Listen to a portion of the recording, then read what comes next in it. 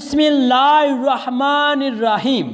Islamic وظائف library کے تمام ناظرین گرامی اور سامعین کرام کو میرا سلام۔ السلام علیکم ورحمۃ اللہ وبرکاتہ۔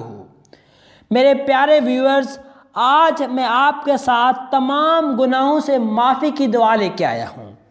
جس شخص نے سوتے وقت جو کلمات میں آپ کو بتانے جا رہا ہوں وہ 3 مرتبہ پڑھ لے گا تو اس کے تمام گناہ معاف ہو جائیں گے، خواہ سمندر کی جا کے برابر ہوں۔ یہ مشکوٰۃ شریف کی حدیث کا مفہوم ہے۔ دعا کچھ اس طرح ہے: بسم اللہ الرحمن الرحیم، استغفر اللہ الذی لا الہ الا ھو الحی القیوم واتوب الیہ۔